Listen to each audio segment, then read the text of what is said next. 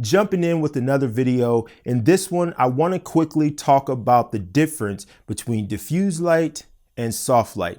In the photography world, especially photographers that are just getting into the game or just getting into off-camera flash, and for some photographers that's been shooting for a while, they often use diffused and soft interchangeably to mean the same thing, and they are not the same thing. Diffuse light is not inherently soft light, and soft light is not inherently diffuse light. They are two different characteristics of light, and I want to quickly talk about the difference. Now, diffuse light is very easy to understand because diffuse light, to be diffuse light, needs to be diffused.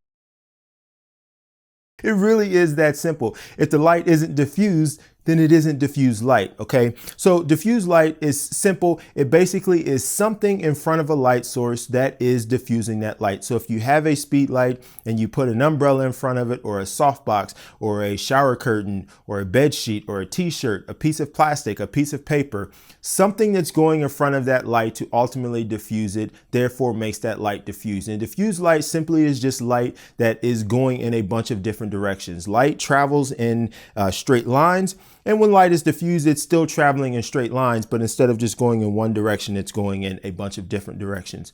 That in essence is what diffused light is. So in order to have diffused light, it has to be diffused. Soft light, on the other hand, has more to do with the size of the light. But more importantly, and the thing that you have to remember, is that it's the size of the light relative to the subject that you're shooting.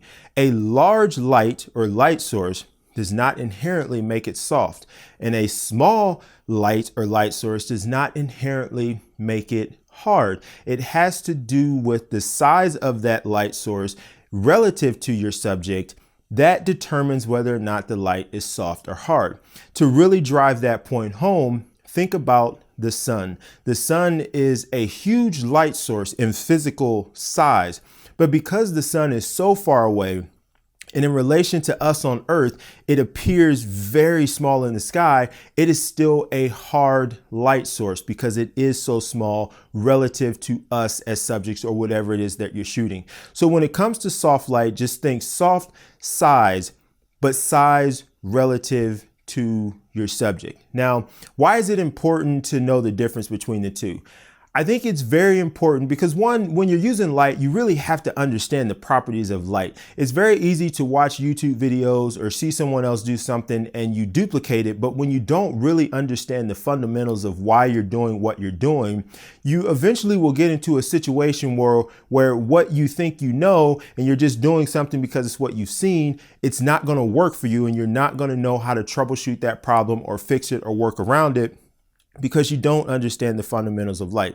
So why I think it's important to know the difference between the two is because if you assume that, or you think that just because the light is diffused, it's going to make it soft, there's going to be a lot of times where you're going to be in a position where you're not going to get the soft light that you were expecting because your light source is 10 or 15 feet away from your subject. And therefore, even though it's in a soft box and it's diffused, it still is relatively hard light on your subject. So it's very important to know the difference between the two, because you can't just assume that, oh, well, I have this huge light source, so it's obviously going to be soft or it's going to be diffused or whatever. That's not always the case. You have to understand those things. Okay.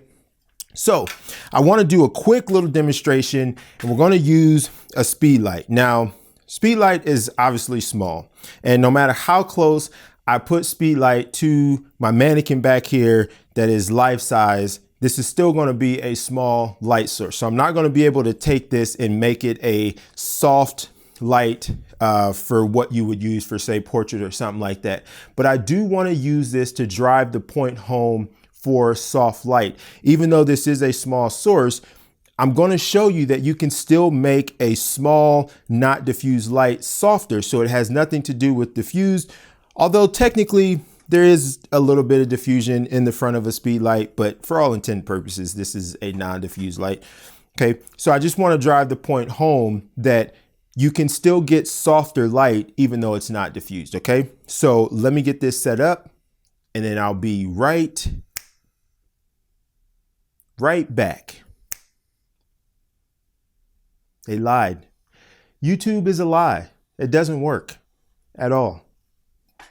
They've lied. My whole life is a lie. I'm going to speed this up because it's probably going to take a while.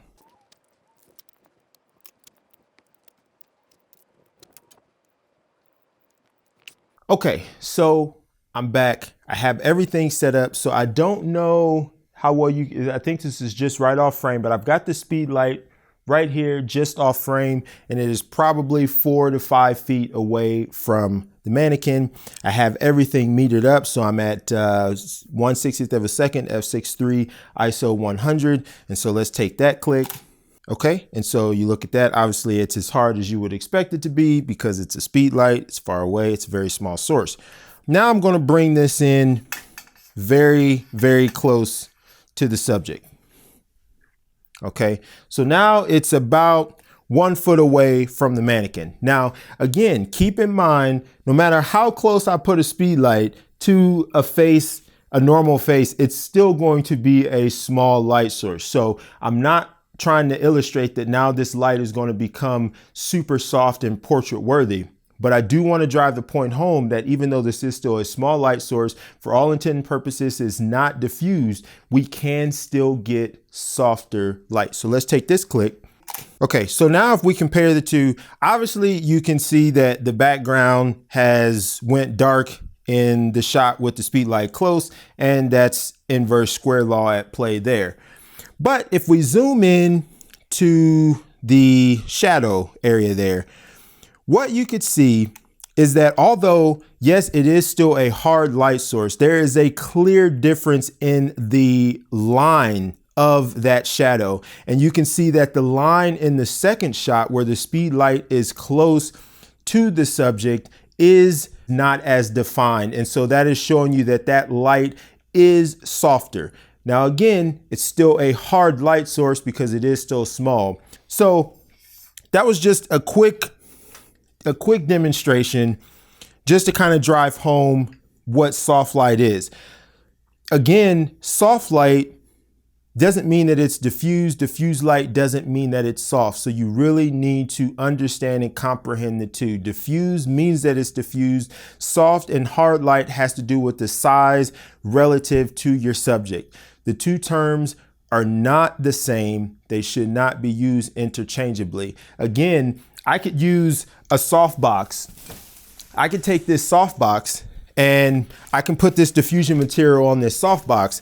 But if I have this 10 feet away or 15 feet away from the subject, it's still going to be harder light than it would be if I had the diffusion on and I had this 1 or 2 feet away from the subject. So just because you diffuse the light is not inherently going to make it soft. The size relative to the subject, so therefore really the distance, how close it is to the subject, that's going to make a bigger difference for in terms of how soft your light is going to be. And I could have this with no diffusion, and if I put this right up to the subject, I can still get relatively soft light. If I had this light right here, even with no diffusion, it still would be relatively soft, even though it's not diffused. So you can still get soft light even when it's not diffused, and you can still have hard light when you diffuse it. So hopefully that made sense. I just wanted to make a quick video to go over that because I think it's very important for folks to not use those interchangeably. So hopefully that was helpful. If you have any comments, questions, or if you want to bash me down in the comments, that's cool. Again, this wasn't meant to be like scientific or anything, but I just wanted to touch on it. So if you have any comments, whatever, leave those down below. If you like this content, you want to see more, go ahead and subscribe. Thumbs up, hit the notification bell, all that good stuff. Hopefully you've been staying safe, staying healthy, staying sane, enjoying the weather. If you're in Texas, hopefully things are getting better. Really, if you're in the Midwest, because y'all be getting battered with some storms out there. So I will try to send some sunshine y'all's way because we've got plenty of it here, not to brag or boast. But hopefully you've been good. Stay safe, stay healthy, keep doing what you're doing. Until the next one, you know the drill. Take care.